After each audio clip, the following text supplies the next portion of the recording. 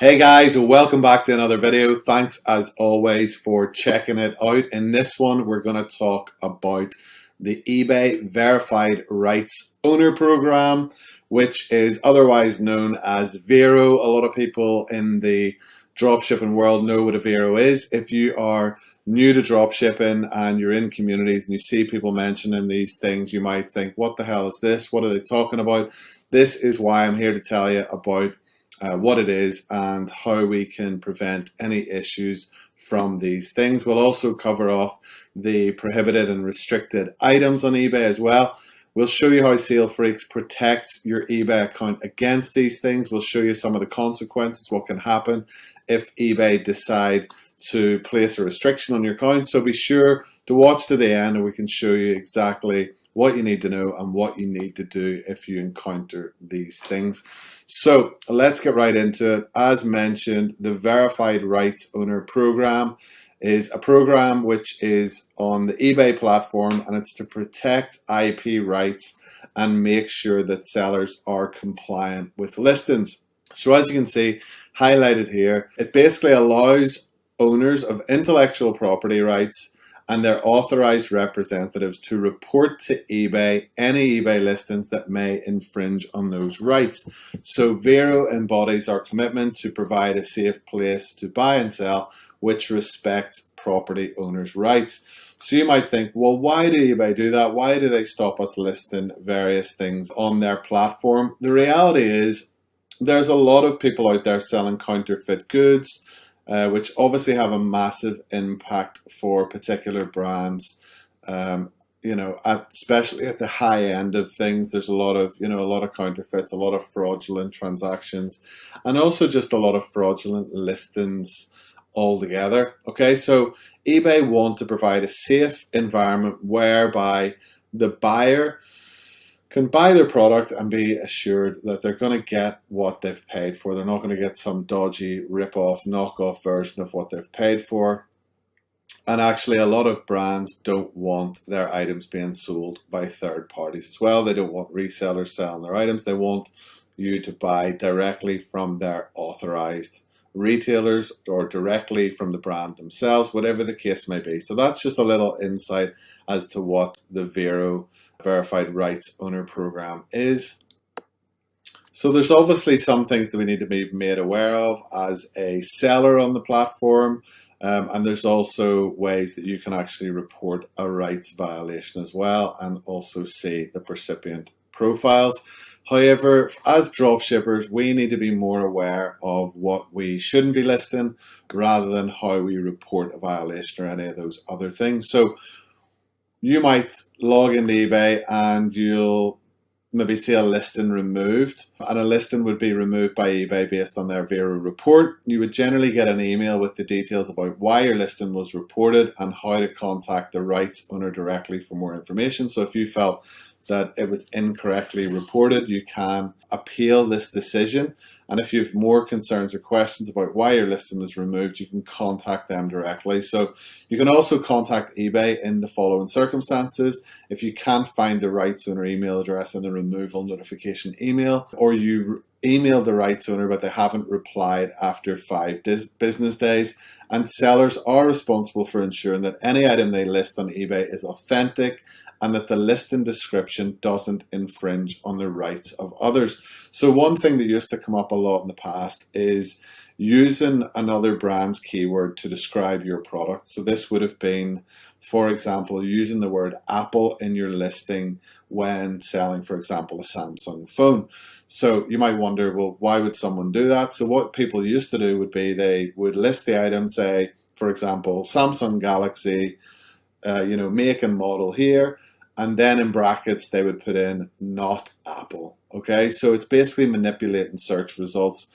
And this is also something that people can do when selling a copy of an item, for example. So it could be, like a certain brand. So it could be, a certain style of pattern, for example, that could look like another, say, for example, a fashion house or, any particular brand. And in brackets, so they could put not Nike, for example, or not Gucci or whatever the case may be. So those will be infringing on the intellectual property of the brand name of something like that. So that's like some sort of examples. So bear the rights owner's trademark, such as logo, but we're not authorized by the rights owner. Unauthorized copy of audio, video, or other media, for example, like counterfeit DVDs, CDs, whatever the case may be. Unauthorized use of a rights owner images or text in a listing. So I think I explained in one of my videos about optimization. We're obviously taking images from the supplier. It is a good idea that we can put a watermark in that image or put a bit of text in that image to make it stand out. So even though it's a stock image, that becomes our image. And there's no way anyone can prove that we haven't taken that picture ourselves, for example.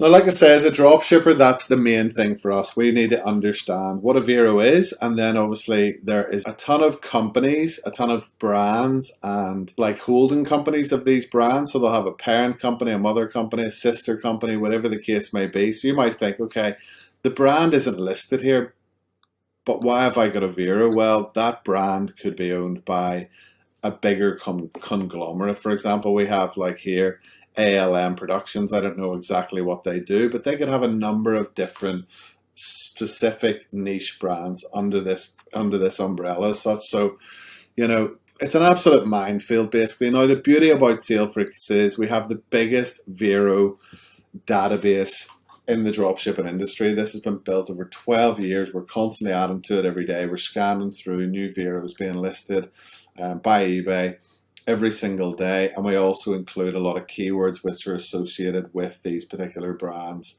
and specific products. So not only do specific brands have a VeRO protection, there are also certain specific products that actually have VeRO protection as well. So it's not just the brand, it could be a specific type of product from that particular brand. So you might say, okay, I list like tons of brand A's products and I've never had an issue, and then you list a certain type of product or a product from that brand and you will get an issue.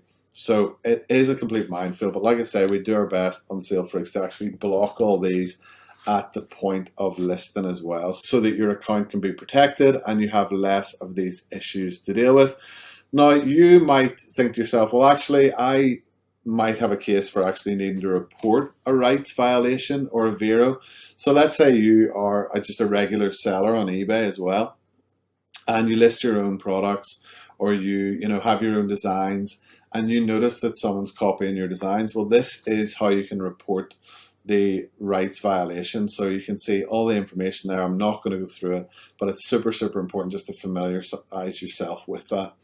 And then we can see participant profiles. So if you're a VeRO rights owner, you may create a profile. So if you have your own brand, your own trademark, your own copyrights, and you start selling your own products on eBay, this is how you register yourself as a VeRO rights owner. And it's super important if you do go down that road, or you do have a brand at the minute on eBay, that you protect yourself from other resellers listing on your listing, basically, and selling your particular brand, or potentially making counterfeit copies of that, which will harm you and also your reputation. So just a bit of background into the VeRO Rights Owner Program.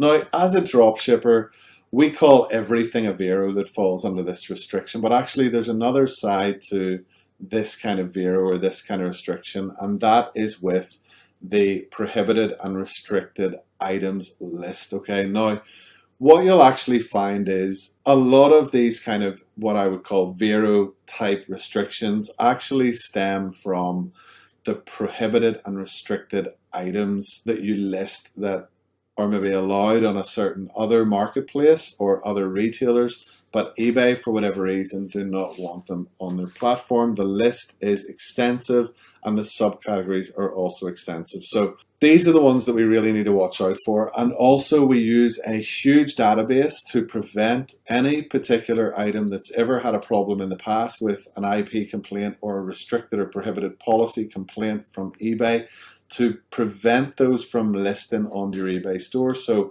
you might try and list a product, you'll see that it fails for the reason for a VeRO, and you can see it's actually because of a prohibited and restricted item. We also block a lot of categories and subcategories when listing products to try and prevent these products from going onto your store. Because as you can imagine, even as a new dropshipper, even as a seasoned dropshipper like me, it would just be impossible to basically manually make sure that none of these items are getting listed to our store. Okay, so we do all that for you. We've built up a massive database to help avoid these, but it is always worth familiarizing yourself with eBay's policy. So you have understanding the rules here. You've got some basic things to keep in mind. Okay, so highlighted here, you've got offensive material policies, you've got international trade, and you've got import restrictions, you've got medicine and healthcare, you've got rules for listing, you've got rules about intellectual property. So they're all articles that are worth having a read over. Okay, so the offensive material policies will vary from state to country to city, whatever that may be. And you know, you need to take heed of these, or at least understand why these policies are in place. International trade, and if we sell via global shipping policy, there's certain items that you can sell in the UK, but you can't actually import into another country. For example, I got a lot of GSP, global shipping policy, items returned to me from eBay that we tried to sell via the shipping policy, and it was just for little tiny bottles of tea tree oil. No idea why they're restricted. However, eBay allowed me to sell those. They should actually block the listing, so nothing was registered against my account and, you know, detrimental to me. So basically I listed them as a regular listing. eBay decided to show them to other countries where they bought the item, and then realized that when they tried to ship it into the country, it wasn't allowed to come into the country for import restrictions and whatever else. So eBay sent me the items back, and they said, look, this will not affect your account. So there is certain scenarios where eBay will actually be at fault as well. But if we can avoid these things, then that's going to be the best policy. So we can see here there's a difference. There's prohibited items, and then there's restricted items, okay? So these items may not be listed on eBay. You've got adults only, like toys and things like that. You've got drugs paraphernalia. Some of these things will be very, very like common sense would, you know, prevail to say, you know, obviously you're not allowed to sell those. You know, embargoed goods, firearms, weapons, knives. You know, the list goes on. A lot of stuff's there. You know, very, very straightforward, and usually a bit of common sense would tell you, you know, you're not going to be listing any firearms. In the UK, that obviously makes total sense. Obviously in the USA, you can walk into a shop and buy a shotgun, you know, if you've got ID and whatever else. You know, obviously in the UK it's slightly different, but eBay as a platform doesn't like you to have all that stuff on there. And then we get the restricted items. So these items may only be listed on eBay under certain conditions, okay? Those certain conditions require you getting approval to be allowed to sell these items on eBay, if at all, okay? It's just not worth it, and a lot of these things actually won't apply to you as a dropshipper. But be careful, you can't sell alcohol, and you can buy alcohol on Amazon and other various suppliers that we can dropship from. So alcohol is a big no-no. Animals and wildlife products, okay? So like your normal kind of pet foods are fine, but you can't be selling any exotic animals or anything like that on eBay. And then, you know, the list goes on, but it's a lot of stuff actually that we wouldn't ordinarily be selling. I mean, human parts and remains, I don't know where anywhere selling that kind of stuff. But yeah, I mean, that's just kind of taken me by surprise, just reading that. I think I've read it before, but again, it's just like, what? So you got a lot of stuff, you know, tobacco, travel, you know, you can't sell holidays on eBay. It's not going to be generally the type of stuff that we're going to be drop shipping anyway, okay? And then you've got potentially infringing, so you've got intellectual property, authenticity disclaimers, bootleg recordings, copyright, you know, perfume and cosmetics, things like that, you know, replica, counterfeit and unauthorized copies, software and things like that. You know, a lot of stuff, we just won't run into these problems, but it's always worthwhile taking your time to understand, you know, what these policies are and what they mean to us. So it is funny that we were talking about VeRO restrictions and the SaleFreaks VeRO shredder that I'm going to get onto. We've done a few posts on Instagram and in the Facebook group, and I was surprised that no one, or quite a few people, should I say, weren't aware of the ways that SaleFreaks, first of all, blocks these VeROs, restricted, prohibited items, but also secondly, how we can remove them from our store using the VeRO shredder. And I thought, okay, I must make a video about this because it's obviously something important for the community and new dropshippers and seasoned dropshippers alike, that we make sure that we do everything to protect our eBay account, which is obviously our main asset when it comes to dropshipping. If we don't have an eBay, we have nowhere to list our products to using this business model. So I thought, I'm going to make a video. Wouldn't it be cool to have an example of a live VeRO warning or restriction? And lo and behold, the very next day, I wake up and I think, whoa, my sales have really dive bombed. Like, what's going on here? Is it because of the bank holiday weekend or something like that? And I posted in the Discord community, my Discord community, for my one-to-one students. And I was thinking, okay, I might just assume that it's from the good weather and the bank holiday weekend, but what I'm going to do is I'm going to have a bit of a dig and make sure there's not something that I haven't missed. And of course there was this email that I wasn't aware of, that I've either missed myself or my VA, my virtual assistant, has forgotten to advise me of, or I've missed it in the WhatsApp group or something like that. But lo and behold, there was an email. You have a listed product that contains 12% iodine that is considered a hazardous material, which may have serious safety concerns or be regulated by a government agency. eBay is very concerned with the health and welfare of our members, and therefore this item cannot be listed on eBay. Please do not relist this item and make the necessary changes to your listing software. So you get this email, you're like, oh crap, what's going on? And I put two and two together and think, okay, I've actually not just got a slap on the wrist, but I've also got a restriction on the store. So before I read the rest of this email and what the policy involves, what to do next and what happens, eBay have like a tiered system. So you will get like so many strikes before they will put a temporary restriction on your account. And each kind of strike, it's for a specific kind of violation. So if you violate like a brand restriction, that will be like a different set of strikes to if you violate like a hazardous material restriction. So just because you get a couple of slaps on the wrist quite close together, if they're for entirely different things, the likelihood is it won't escalate to a suspension. Now, what happens is you get a couple of slaps on the wrist. The next thing is you'll usually get a 3-day temporary listing restriction. If you continue to offend, you will then get hit with a 7-day restriction.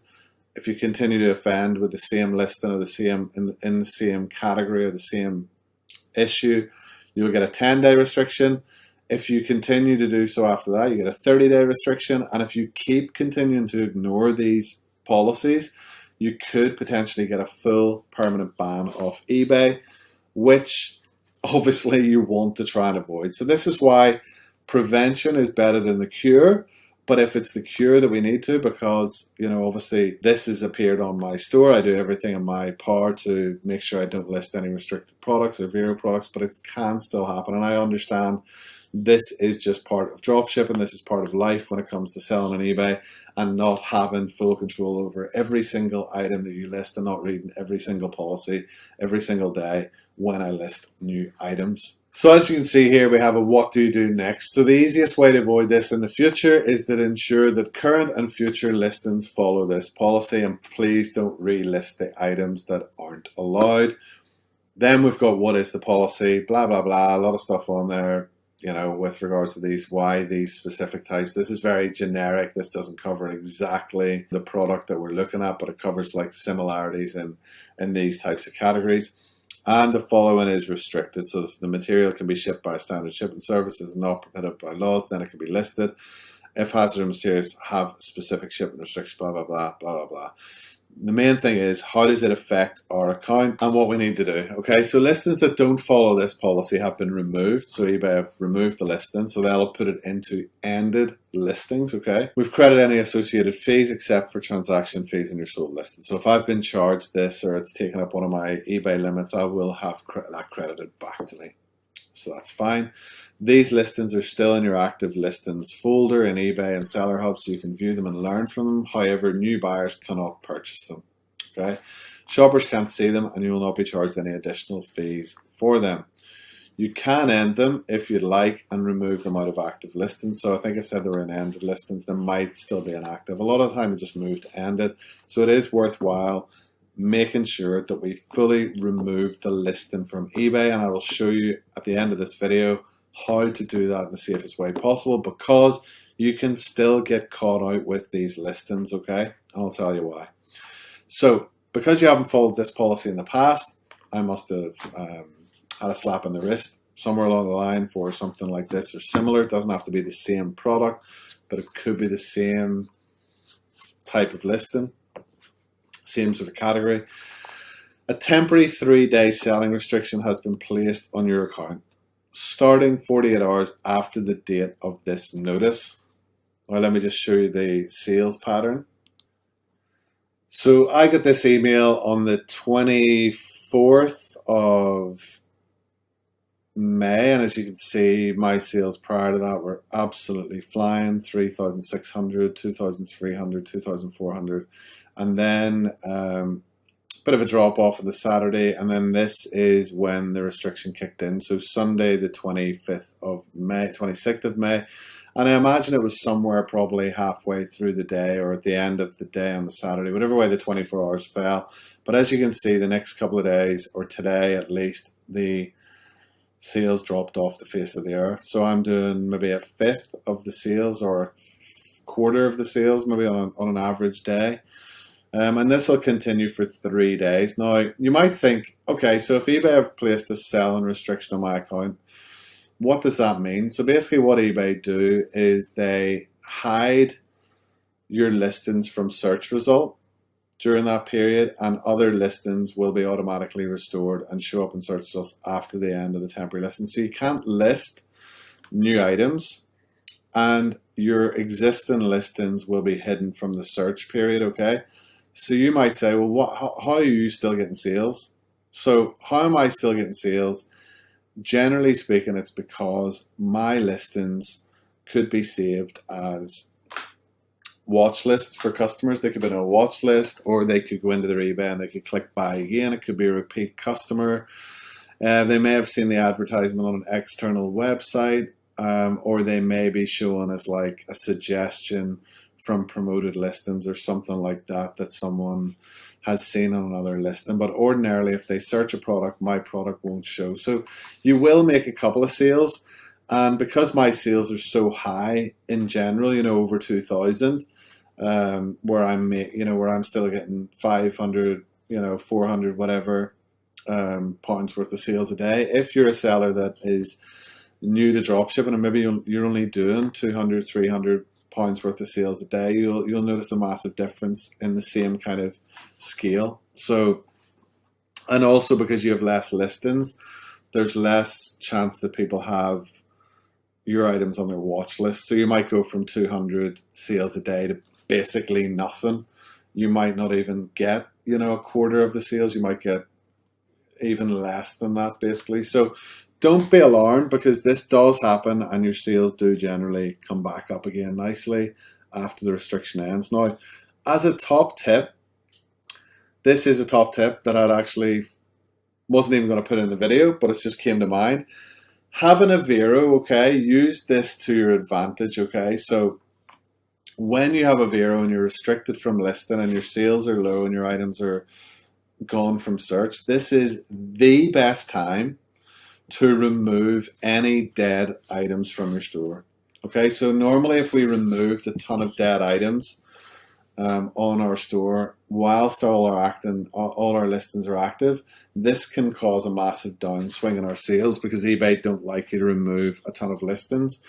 But actually we're doing it at a time when our sales are naturally in the dirt, in the ground anyway. They're not doing very well. This is, I have found and experienced, the best time to remove all those non-sellers, all those out-of-stock items, and be ready to list double or even 3 times as many items as you've removed in this period when your listing restriction has finished.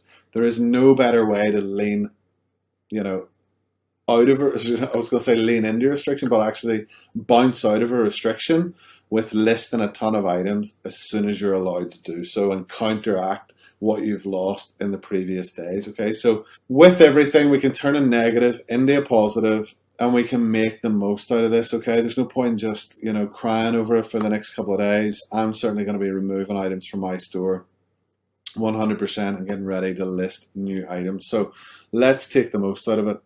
As you can see here as well, list the policies that don't follow this policy in the future will result in similar actions, including a 7-day restriction. So the restriction will go even bigger, and that's in addition to the 3-day one. So if you're out of the game for 3 days in the month and you lose another 7 days, there's a third of the month gone in terms of revenue. Okay, so you can phone up, or you can request them to call you back, and you can try and appeal these restrictions. I have had small levels of success when trying to kind of wriggle my way out of these. You know, be polite, you know, try your best, you know, I'm going to remove all this, I'm going to really, you know, pay attention to this policy. I wasn't aware that this was the case. It is worth it, you know, because it costs you nothing and you might get the restriction list lifted. However, you always must do this before the restriction starts. If the restriction has already started, you're going to have to see it through, because they can't remove it after the listings have been hidden from view and all that kind of stuff. So next thing, we're going to look at SaleFreaks. We're going to look at these products in question. Why were they not blocked by SaleFreaks? You know, I thought SaleFreaks was supposed to block all this stuff. What's happened here? And I'll just give you an idea of why such things can happen. So when we go into SaleFreaks and we see a VeRO, we want to look for these VeROs, because we need to remove them and make sure they're gone from eBay forever without a trace. And why do we need to remove them without a trace? So let's say, for example, you have a restricted item, or let's say it's more of a VeRO item this is going to affect. Let's say you have something listed and a VeRO, the rights owner contacts you to remove the listing. You remove it, but you don't remove it totally, you just end the listing, okay? That item will still be searchable basically on eBay. It'll just be out of stock, or it'll be ended, but on a Google search, they will still be able to find traces of that. And if you're using their image or their brand name, they can actually come at you again to report you for that listing. So it is really, really important that you get rid of it the right way.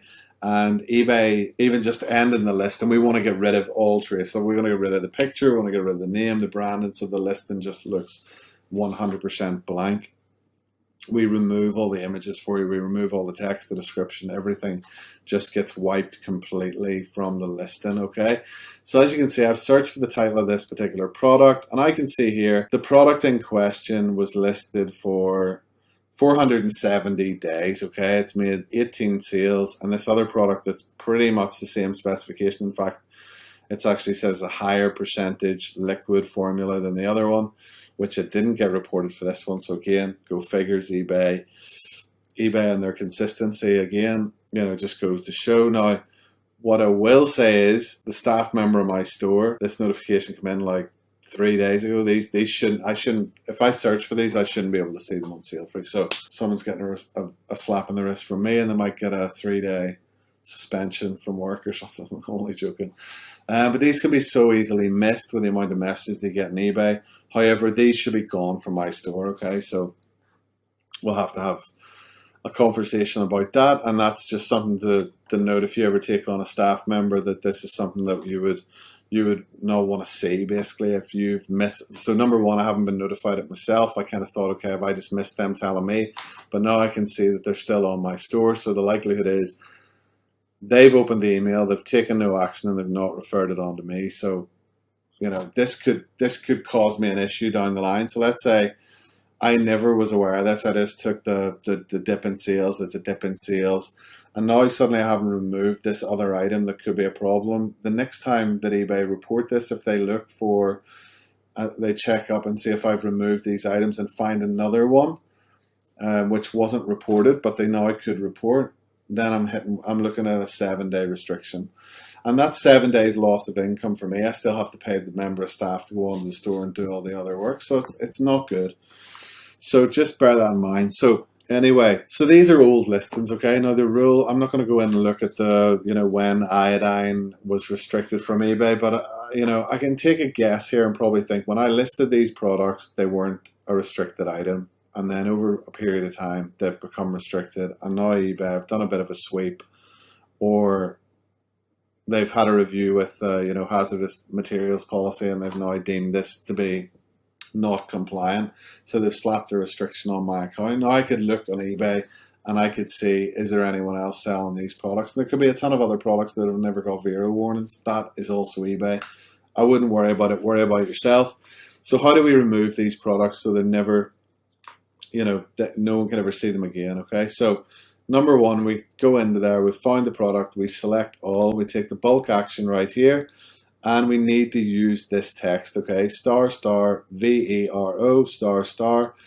This will shred them. By putting anything else in the box, it will just simply end the listing, remove it from SaleFreaks, but using this will remove the listing altogether and all traces of the information on that listing. So we can see it here that that's done. Now it may take a couple of minutes for that to filter over onto eBay, and we'll see that that's all been removed and everything is good to go.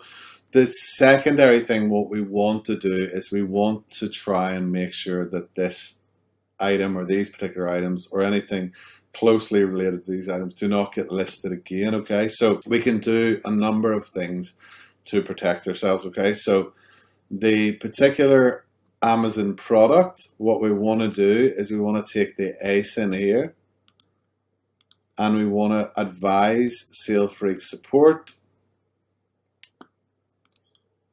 that this is a VeRO item and we want it added to the VeRO list. Okay, so I just put in VeRO. Now we know it's not necessarily a VeRO, but it's a restricted item. So this helps other users not get caught out with this, but also it helps me. So you might be thinking, well, I just worry about myself. But if you don't report this, this item could get listed onto your store again, you know, via an auto lister or something else, because, you know, this is a good selling item and now I'm going to have to remove it, you know, whatever. So we want to have a look at the second one. Now this one didn't cause me the issue. However, I didn't need to click into the item. I could have just copied the ASIN off the list, but hey ho. So I want to make sure that both of these are on there.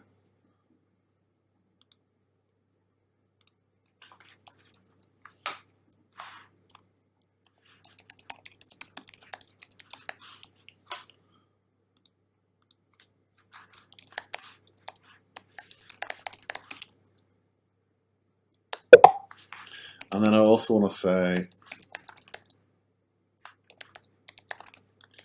restrict the keyword iodine, and that'll block that from being listed to your store. Now what you can also do is a secondary measure of precaution. There is support straight back within a couple of seconds to say that's been added to the VeRO list. Who says support aren't quick to respond? I don't know. I guess sometimes busier than others, but there's the second one added, and iodine also to the list. So perfect. Shout out to Rebecca, who's also the one that helps me edit these videos and get them all nice, ready for YouTube, Facebook, whatever else. So yeah, back to the video and how we can protect ourselves as well. We can go into resettings and we go to VeRO exceptions, and we can add a list of keywords. Now I've been doing this for 5 or 6 years. I've got a lot of brand names, got a lot of exceptions, got a lot of stuff in there, and I'm going to add iodine because this is my own VeRO exceptions list. And it's now added in my own. So I've got the layer of protection from SaleFreaks, I've got a layer of protection from myself. So even if something slips through the net, I should have it here. But what you can also do in this, you can also allow certain keywords. So let's say you have a keyword that keeps getting blocked in your listings and you know it's nothing to do with that particular product. For example, stainless steel would be to try and block knives, but let's say you're trying to list a lot of stainless steel spoons, you know that you're not listing knives. You can allow, and you can have that to allow, okay? If you're new to dropshipping, I would just not even bother with stuff like that. But I do have a few things that I allow. So just like I've seen there, I've got the list: portable radio, stainless steel, fan, educational, powder, stainless steel. As you can see, I've got stainless steel, both capital letters, non-capital, both capital, both lowercase. So you do need to, it is literally overkill on that one. But you can see I've got a few that I allow, you know, even like Disney products. I know, I just feel like you don't really get much issues with Disney and some of these brands. So this all comes from experience. This video is about blocking the VeRO. So again, just take on the advice. If you want to muck around with allowing things, that's entirely up to yourself. I recommend, you know, until you have enough experience and enough knowledge to do this stuff and stand over confidently yourself, then that's the time then you want to do it. So aside from the VeRO category, aside from the VeRO words, the brand restrictions, any sort of keywords and that, we also restrict a lot of categories and subcategories because we know a lot of these products come from these categories. You know, so for example, the likes of the iodine and the likes, you know, that kind of similar product, we know it'll all come from kind of various subcategories. So we got healthcare, medications and treatments, you know, could come under skincare. So it could come under one, but it could also come under multiple categories and multiple subcategories. So we try and actually block a whole category. If we see it's coming from Amazon in this category, the likelihood is we're going to block it. And it's honestly, I just leave everything. I don't force anything when I'm listing new products now, because it is just a minefield, and there's literally millions of products on Amazon to choose from. If you get a few VeRO items blocked, you know, I would just let it be unless you have the experience, or at least are able to put your hands up and say, okay, look, I messed up if you do get a VeRO onto your store.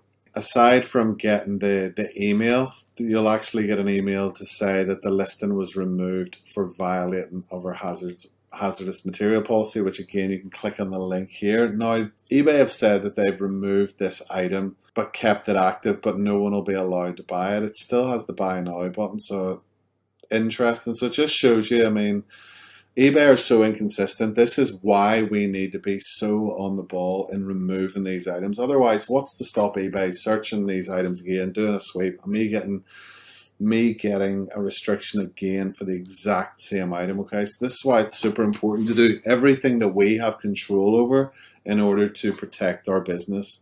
So lastly, I just want to show you when you're listing products where you can see they've failed for VeRO. So you might say, well, I tried to list like 300 products, but only 20 of them list. Why did all the other ones fail? Well, this is where I'll show you why they failed. Okay, so when we select a listing generator file, we can see 321 items have been selected, 117 listed, and 204 have failed.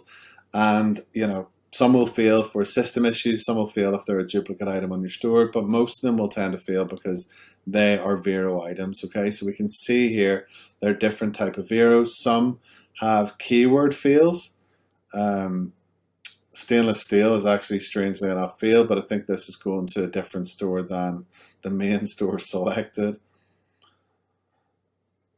And then we can see some supplier item ID. So we know this is 100% an issue with this particular ASIN. And then we have brand as well. So we don't particularly know if we've had an issue with this particular product, but the brand is potentially on the VeRO list. Okay, so you can go down those. If you have the experience, you can force allow the VeRO and go back, click stop, back in the generator, and that will force the VeRO for you. However, if it's a brand and if it's an ASIN, if it's an ASIN on there, we have had a complaint about a specific ASIN, so I would never force the VeRO for a particular ASIN, only ever if you knew that the VeRO keyword or something like that was something you knew that there was not going to be an issue with that. And for that, folks, that is it. That's a wrap. That's everything you should need to know about VeROs, prohibited items. Please familiar yourselves with those policies and how to remove those items from your store. But like I say, prevention is always better than the cure.